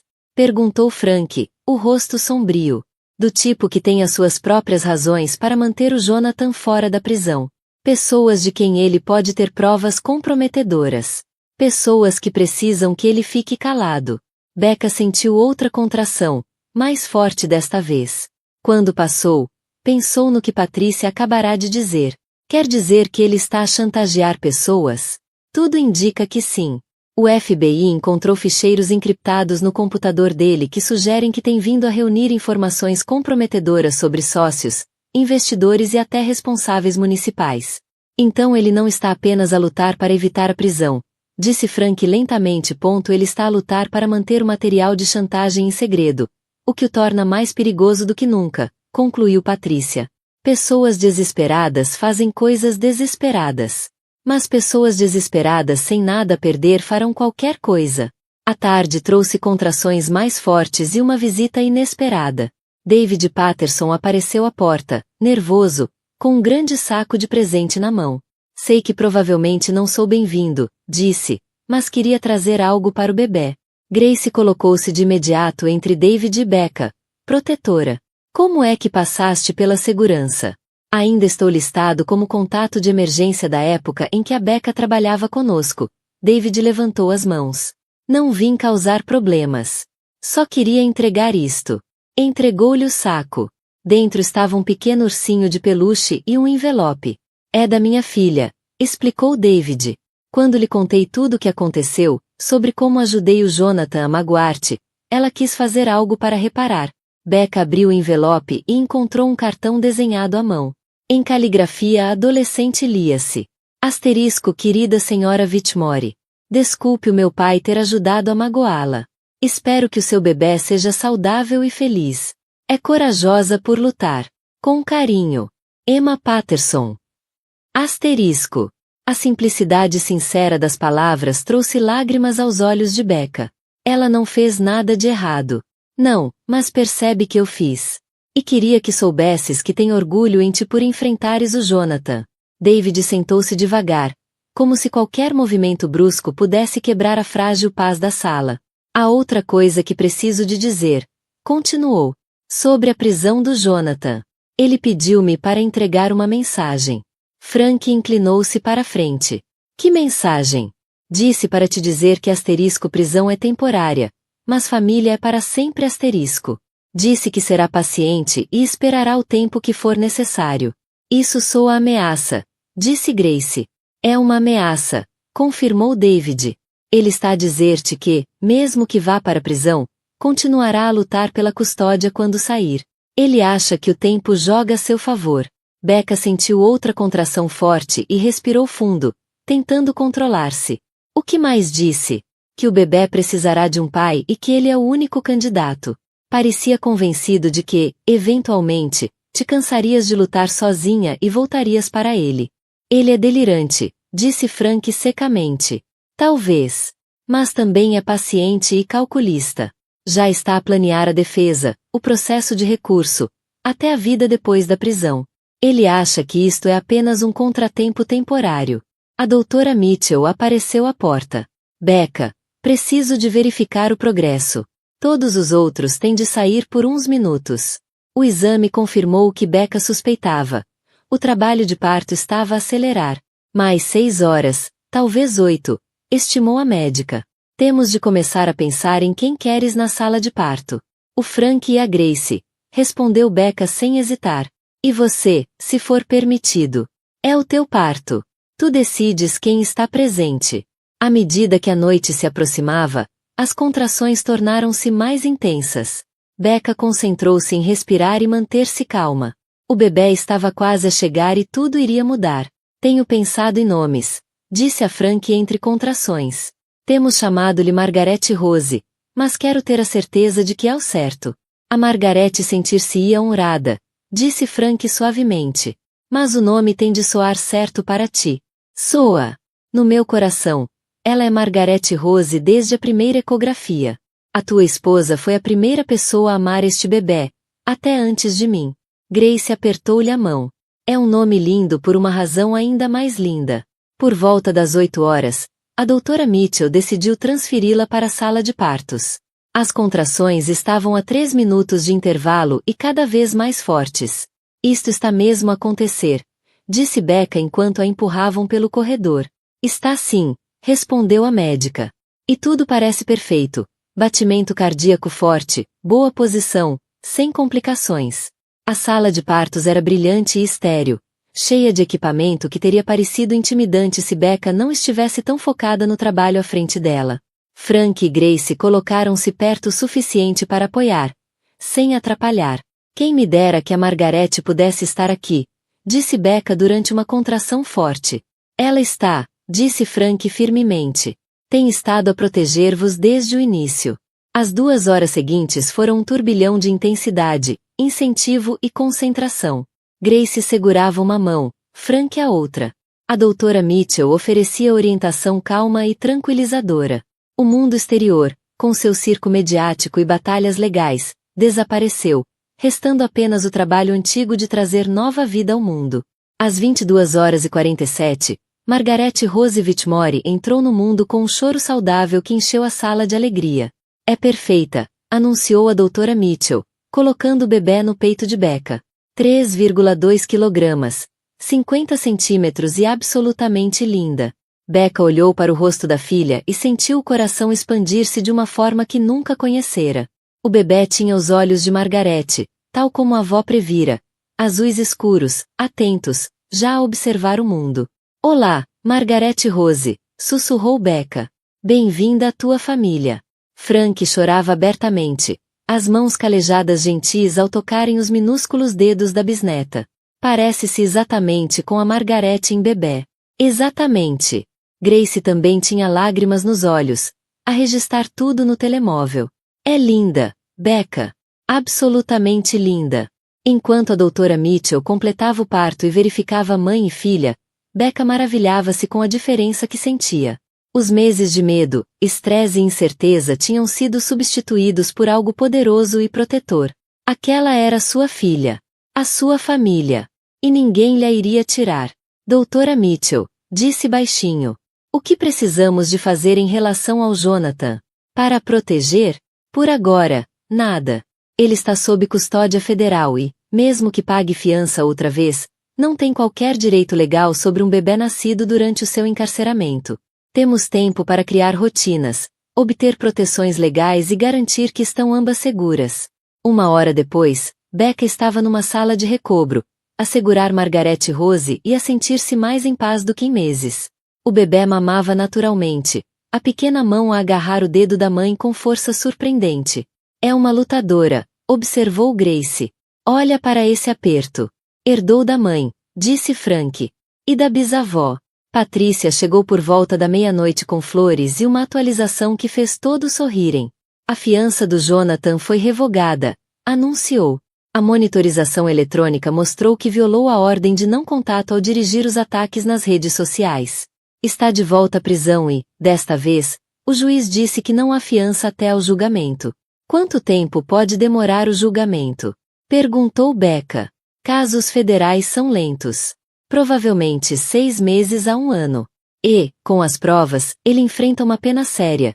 5 a 10 anos, talvez mais, se conseguirem provar as alegações de chantagem. Becca olhou para Margarete Rose, que dormia pacificamente nos seus braços. Já estará a andar quando ele sair. Asterisco se asterisco sair, disse Patrícia. A acusação está confiante no caso. Nessa noite, Becca adormeceu na cama de hospital com Margarete Rose a dormir no berço ao lado. Pensou na jornada que as levará até ali. 6 meses antes, estava presa num casamento que não compreendia, grávida e vulnerável, sem saber quem era realmente o homem com quem casara. Agora era mãe, com uma filha que protegeria com a vida, rodeada de pessoas que realmente se importavam. A crueldade de Jonathan tinha-lhe saído pela culatra. Em vez de a isolar, tinha revelado a sua verdadeira família. Conseguimos, pequenina, sussurrou para a bebê adormecida. Sobrevivemos. E agora vamos viver. Frank dormia na cadeira ao lado da cama, recusando-se a ir para casa apesar da idade e da hora tardia. Grace tinha saído por volta das 2 da manhã, prometendo voltar de manhã cedo com café e roupas de bebê. No silêncio da escuridão do quarto, Becca sentiu algo que não experimentava há meses. Esperança no futuro. Margarete Rose cresceria a saber que era amada, protegida e valorizada. Nunca duvidaria do seu valor nem questionaria a sua realidade, como Becca fora forçada a fazer. O teu pai cometeu muitos erros, pequenina, disse suavemente.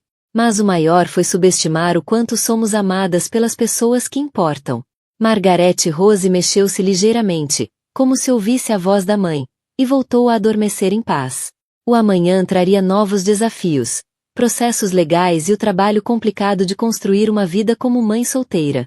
Mas, naquela noite, tudo era perfeito.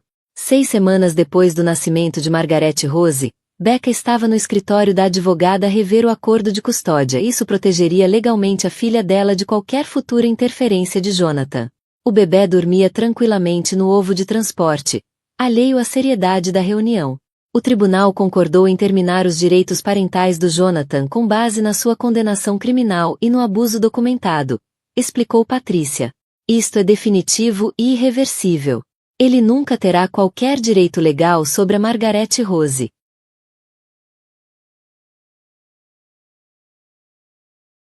Frank, que tinha insistido em estar presente, apertou a mão de Becca. A Margaret ficaria tão aliviada. As últimas 6 semanas tinham sido de paz inesperada e cura. Com Jonathan na prisão federal à espera de julgamento, Becca pôde concentrar-se inteiramente na filha e na sua recuperação. Tinha se mudado temporariamente para a casa de Frank, em parte por razões práticas, em parte porque ambos tinham descoberto que gostavam da companhia um do outro. Tenho mais uma boa notícia, continuou Patrícia. O procurador federal chegou a um acordo com Jonathan. 25 anos de prisão federal em troca de fornecer provas contra os cúmplices no esquema de branqueamento de capitais. 25 anos. Becca não conseguiu esconder o alívio. As provas de chantagem eram mais extensas do que alguém imaginava. Jonathan tinha reunido informação comprometedora sobre dezenas de pessoas influentes. A acusação precisava da cooperação dele para construir casos contra os outros. Margaret Rose mexeu-se no ovo, e Becca automaticamente ajustou-lhe a manta. Os instintos maternais que tinham crescido nas últimas semanas ainda surpreendiam. Tudo em cuidar da filha parecia natural, certo, protetor. E quanto ao dinheiro? Perguntou Frank. Os bens que ele escondeu? A maior parte será recuperada e devolvida às vítimas, incluindo os investidores defraudados. Mas há o suficiente para estabelecer um fundo substancial para a educação e necessidades futuras da Margaret Rose. Nessa tarde, Becca percorreu a casa que em tempos partilhara com Jonathan, agora acompanhada por Grace e uma equipa de segurança. Estava a recolher objetos pessoais e a preparar-se para colocar a casa à venda. Parece que outra pessoa viveu aqui, disse, olhando em volta para o mobiliário caro que outrora a impressionara. Não acredito que pensei que isto era um lar. Não era um lar, corrigiu Grace. Era um cenário, criado para impressionar e esconder a verdade. Trabalharam sistematicamente divisão por divisão, embalando os objetos com valor sentimental e deixando para trás tudo que recordava Becca do engano de Jonathan. No antigo quarto de Margaret, encontraram algo que as fez parar. O que é? Perguntou Grace, notando a expressão de Becca. A Margaret deixou aqui qualquer coisa. Becca abriu a gaveta de uma antiga secretária e retirou outro envelope com seu nome. Nunca tinha encontrado este. A carta era mais curta que a primeira, mas a mensagem era poderosa. _, querida Rebecca. Se estás a ler isto, então sobreviveste aos piores impulsos do meu filho e deste à luz a nossa preciosa neta. Quero que saibas que planeei para esta possibilidade desde o momento em que soube que estavas grávida. O fundo que estabeleci para o bebê é maior do que imaginas. Também organizei uma casa, aquela no bairro histórico, a mesma em que estivemos e disseste que parecia um verdadeiro lar. É tua agora, livre e clara. Um lugar onde tu e a Margaret Rose podem construir uma vida cheia de amor e paz. Foste a filha que nunca tive e agora és a mãe que sempre esperei que a minha neta tivesse. Com amor. Margaret. _. Becca caiu sentada na cadeira antiga, dominada pela generosidade e previsão de Margaret. Ela comprou-te uma casa? Perguntou Grace, lendo por cima do ombro. A casa vitoriana azul na Elm Street. Vimos juntas quando eu estava grávida de 5 meses. Apaixonei-me por ela, mas o Jonathan disse que era demasiado pequena, antiquada. É perfeita para ti e para Margaret Rose. Nessa noite, Becca estava no quarto de bebê que preparara em casa de Frank, a dar a mamadeira da noite à filha. A bebê estava a prosperar, a crescer forte a cada dia, já mostrando sinais da inteligência atenta que marcará os olhos de Margaret Whitmore. A tua bisavó pensou em tudo, disse-lhe. Garantiu que teríamos não só segurança, mas um lar verdadeiro onde possas crescer segura e amada. Frank apareceu à porta com uma chávena de chá. Tenho pensado numa coisa. O quê? Gostava de me mudar para mais perto de ti e da Margaret Rose. Esta casa é demasiado grande para um velho e quero fazer parte da vida dela todos os dias. Frank, não tens de... Quero. A Margaret tinha razão numa coisa. Família não é só sangue. É escolher amar e proteger. Tu e este bebê são a minha família agora. Uma semana depois, Becca estava no alpendre da casa vitoriana azul na Elm Street, com Margarete Rose nos braços, sentindo que regressava a casa pela primeira vez em anos. A casa era tudo o que lembrava, luminosa, acolhedora, cheia de caráter e possibilidades. Grace passará a semana a coordenar mudanças e decoração, transformando o espaço vazio num lar. Frank encontrara uma casa mais pequena a apenas 3 quarteirões, perto o suficiente para visitas diárias, mas longe o bastante para dar independência. É perfeita, disse Becca, percorrendo as divisões que pareciam feitas para criar uma família. A Margarete sabia exatamente o que precisávamos. A doutora Mitchell apareceu nessa tarde com uma prenda de inauguração e um atestado de saúde limpo para mãe e filha. Estás melhor do que te vi em meses, observou. Estar livre da influência do Jonathan fez-te bem. Sinto-me eu mesma outra vez. A pessoa que era antes de o conhecer. Melhor do que essa pessoa, corrigiu Grace. Mais forte, mais sábia, mais confiante. Nessa noite, Becca sentou-se na cadeira de baloiço no novo quarto de Margarete Rose, a dar-lhe o biberão enquanto o sol se punha sobre o jardim. Pela primeira vez em mais de um ano, sentia-se verdadeiramente segura. Este é o nosso lar, disse a filha. É aqui que vais dar os teus primeiros passos, dizer as primeiras palavras, crescer sabendo que és amada e protegida. Margarete Rose ergueu os olhos com aqueles olhos tão característicos, e Becca jurava ver compreensão ali. Esta menina nunca duvidaria do seu valor nem questionaria a sua realidade. Cresceria forte, confiante, segura no amor da mãe. A campainha tocou, e Becca ouviu a voz de Grace a cumprimentar alguém no corredor. Um momento depois, David Patterson surgiu à porta do quarto, hesitante. Espero que não haja problema em ter vindo, disse. A Grace achou que podias estar disposta a ver-me. Está tudo bem. Como estão a Emma e a tua esposa? Bem. Melhor. A verdade sobre tudo foi dura para nossa família. Mas estamos a recuperar. David olhou para Margarete Rose com verdadeira ternura. Ela é linda, Becca. Absolutamente linda. Obrigada. Queria contar-te algo sobre o acordo judicial do Jonathan. Isso protegeria Margarete Rose para sempre de qualquer interferência futura de Jonathan. O bebê dormia serenamente na sua cadeirinha, indiferente à gravidade da reunião. O tribunal concordou em terminar os direitos parentais de Jonathan, explicou Patrícia, com base na sua condenação criminal e nos abusos documentados. Isto é definitivo e irreversível. Ele nunca terá qualquer reivindicação legal sobre Margarete Rose. Frank, presente de propósito, apertou a mão de Becca. A Margarete estaria tão aliviada. As últimas 6 semanas tinham sido de cura e paz inesperadas. Com Jonathan na prisão federal a aguardar julgamento, Becca pôde dedicar-se inteiramente à filha e à própria recuperação. Instalara-se temporariamente em casa de Frank, descobrindo que gostavam genuinamente da companhia um do outro. Patrícia sorriu. Há mais uma boa notícia. O procurador federal fez um acordo com Jonathan. 25 anos de prisão em troca de provas contra cúmplices no esquema de branqueamento de capitais. Becca deixou escapar um suspiro de alívio. 25 anos. O material de chantagem que ele guardara era mais vasto do que todos imaginavam, comprometendo dezenas de pessoas poderosas. O governo precisava da cooperação dele para desmontar a rede. Margarete Rose remexeu-se, e Becca ajustou-lhe automaticamente a manta. Continuava a surpreendê-la como cuidar da filha se tornará natural, instintivo. Frank perguntou. E os bens escondidos? A maioria será devolvida às vítimas, disse Patrícia. Mas há o suficiente para garantir um fundo substancial para a educação e futuro de Margarete Rose.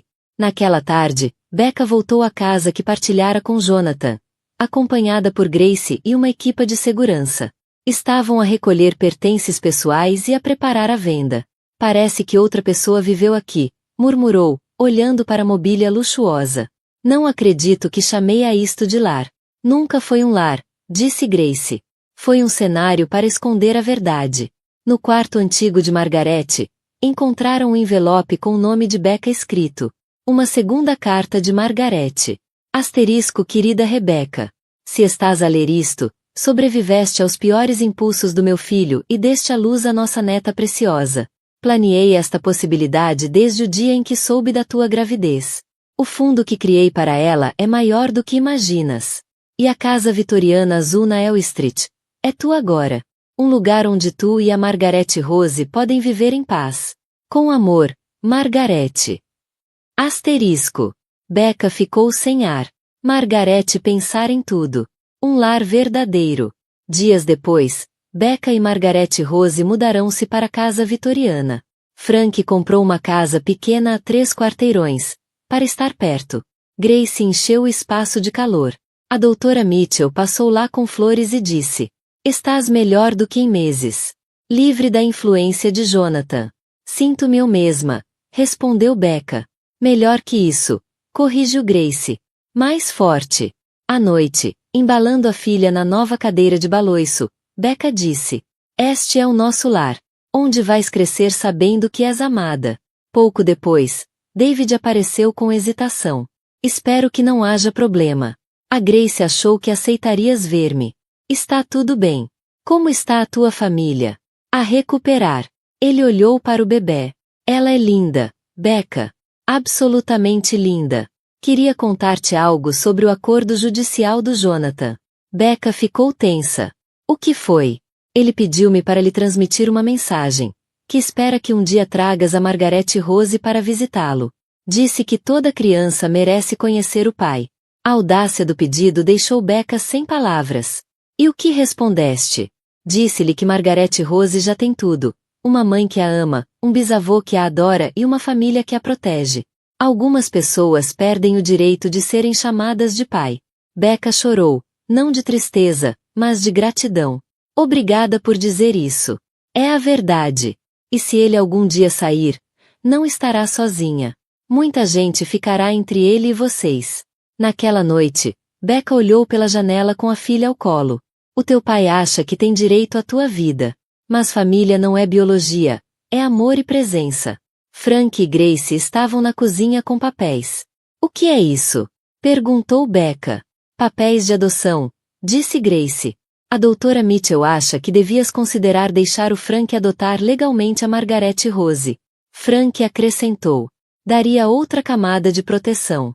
Eu amo esta bebé como minha neta. Quero ser o que lhe der mais segurança." Becca olhou para a filha, já claramente ligada ao bisavô. "Queres ser o avô legal dela?"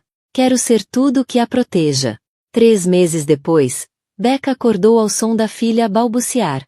Margaret Rose tinha 4 meses e comunicava cada vez mais. Becca escrevia cada marco num diário. Esse dia teria 2 momentos decisivos: a adoção formal de Frank e a sentença de Jonathan. No tribunal de família, a juíza Rodrigues sorriu ao rever os documentos. "Senhor Whitmore, entende que esta adoção lhe dá todos os direitos e deveres legais de tutor?" "Entendo, meritíssima. Esta bebé é a luz da minha vida. Protegê-la-ei sempre." "E consente, senhora Matthews?" "Consinto totalmente. Ele já foi avô dela desde o nascimento. Isto só torna oficial." A juíza assinou com um floreado. "Parabéns à família Whitmore." Nesse momento, Margaret Rose soltou um guincho alegre, arrancando sorrisos a todos. Mais tarde, no Tribunal Federal, Becca assistiu à sentença. Jonathan, de uniforme laranja, parecia mais velho, consumido. O procurador descreveu os crimes: fraude, branqueamento, chantagem. As vítimas falaram das suas vidas arruinadas. Quando Becca falou, olhou-o nos olhos. "O Jonathan passou meses a tentar convencer todos de que eu era instável. Mas a mentira mais cruel foi a que contou a si próprio, que tinha direito de controlar vidas. A minha filha cresce rodeada de amor e verdade. Ele será apenas uma história de aviso." Jonathan pediu clemência, ainda insistindo que tudo fora por preocupação paternal. O juiz Harrison não teve paciência. Os seus atos foram crueldade pura. O tribunal sentencia-o a 30 anos de prisão federal, sem possibilidade de liberdade condicional antes de 25. Quando conduziram algemado, Jonathan lançou-lhe um último olhar. Becca retribuiu com calma. Não havia triunfo, só alívio. Lá fora, Patrícia explicou. Entre os fundos recuperados e o que a Margaret deixou, a confiança financeira de Margaret Rose está segura. Becca inspirou fundo, olhando para a filha adormecida no carrinho ao lado. O passado estava encerrado. O futuro podia, finalmente, começar. A Margaret Rose terá financiamento total para a faculdade e uma herança substancial quando fizer 25 anos, explicou Patrícia. Nunca lhe faltará nada. E os negócios do Jonathan? Totalmente dissolvidos. Os ativos legítimos foram vendidos para reembolsar os investidores. O edifício foi convertido em condomínios. É como se a Whitmore Industries nunca tivesse existido. Nessa noite, Becca estava no jardim, com a filha ao colo, enquanto Frank a embalava suavemente no novo baloiço que instalara. A doutora Mitchell aparecerá com compras e ficará para o jantar, como já era hábito aos domingos. Tenho pensado na Margarete, disse a médica, observando a reação encantada do bebê ao baloiço. Em como estaria orgulhosa de tudo o que conquistaste. Penso nela todos os dias, respondeu Becca. Especialmente quando a Margaret Rose faz algo que me lembra a avó, a maneira como estuda os rostos das pessoas, o sorriso quando ouve música. Ela deixou-te muito mais do que dinheiro e provas, observou Frank. Deixou-te a certeza de que valias a pena lutar. Grace chegou com sobremesa e uma novidade que fez todos sorrirem. Recebi uma chamada do David Patterson.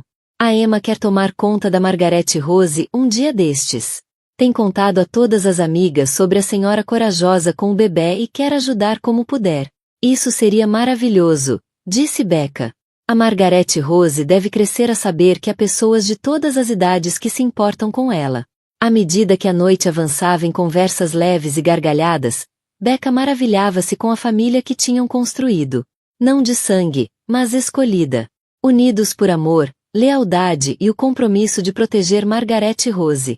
Tenho algo para vos dizer, anunciou Becca quando houve um silêncio. Tenho pensado em voltar à escola, tirar o curso de serviço social. É uma ideia maravilhosa, disse a doutora Mitchell. Tens experiência pessoal com abuso doméstico e manipulação. Isso pode ajudar outras mulheres.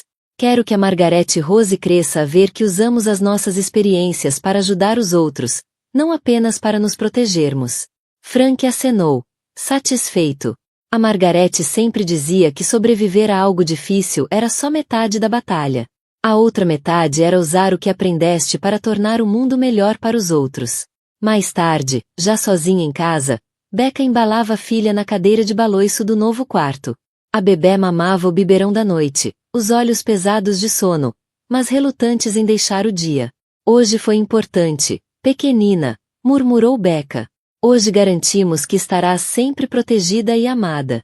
O avô Frank é oficialmente tua família agora. E o teu pai nunca mais poderá magoar-nos. Os olhos da bebê fecharam-se e a respiração tornou-se tranquila. Becca continuou a embalar, pensando no futuro. A tua bisavó Margaret tinha razão numa coisa, sussurrou. Às vezes, as pessoas mais gentis têm de se tornar as mais ferozes lutadoras. Mas, quando a luta termina, podemos voltar a ser gentis. Podemos escolher o amor em vez do medo, a esperança em vez da raiva, a família em vez do sangue. Colocou a filha no berço e ficou a observá-la dormir por alguns minutos. Amanhã traria novos desafios, novas oportunidades e as alegrias diárias de criar uma filha que nunca duvidaria do seu valor. Mas, naquela noite, tudo era perfeito. Estavam seguras, eram amadas e estavam em casa. Becca caminhou até a janela, olhando o jardim onde planeava ensinar Margaret Rose a plantar flores, a apreciar a beleza, a compreender que o crescimento precisa de sol e de chuva. Obrigada, Margaret, murmurou as estrelas. Por veres o que eu não via. Por lutares quando eu não conseguia. Por garantires que a tua neta crescerá sabendo o que é o amor verdadeiro. Uma brisa suave atravessou o jardim, agitando as folhas do carvalho que sombreava a janela do quarto da bebê. Por um instante, Becca jurou sentir a presença de Margaret. Protetora, aprovadora. Bons sonhos, pequena Margaret Rose, sussurrou. Amanhã começamos a construir o resto da nossa linda vida. E, no berço, rodeada de amor e proteção, Margaret Rose Whitmore dormia serenamente, sonhando o sonho simples de um bebê de 4 meses. Provavelmente leite, braços quentes e as vozes que significavam segurança e amor. A história que começara com crueldade e traição num funeral terminava agora com amor e família num quarto de bebê. O legado de Margaret Whitmore vivia na tranquilidade da neta e na força silenciosa da filha escolhida. Algumas histórias acabam em vingança. As melhores terminam em redenção, renovação e na promessa de um amor que resiste a qualquer crueldade. Esta era uma das melhores. Se a história de Rebecca te emocionou, se te lembrou de que mesmo nos momentos mais sombrios somos mais fortes do que imaginamos, adoraria ouvir a tua opinião nos comentários. Alguma vez tiveste de lutar pelo que era certo quando todos diziam para desistires? Partilha a tua história. Pode ser exatamente o que outra pessoa precisa de ouvir hoje. E se gostaste desta história, clique em *gosto* para que mais pessoas a encontrem. Histórias como a de Rebecca precisam de ser contadas porque, algures, alguém está a viver a sua própria versão deste pesadelo e precisa de saber que não está sozinho. Não te esqueças de subscrever e ativar o sino de notificações para nunca perderes uma história. Todas as semanas partilho relatos inspirados em vidas reais, de pessoas que encontraram coragem para reagir, recomeçar e escolher o amor em vez do medo. Porque, às vezes, as melhores histórias não são sobre famílias perfeitas ou finais fáceis. São sobre pessoas comuns que descobrem que são extraordinárias quando mais importa. Até a próxima, lembra-te. És mais forte do que imaginas. E mereces mais do que qualquer um que tente fazer-te esquecer disso. Obrigada por leres.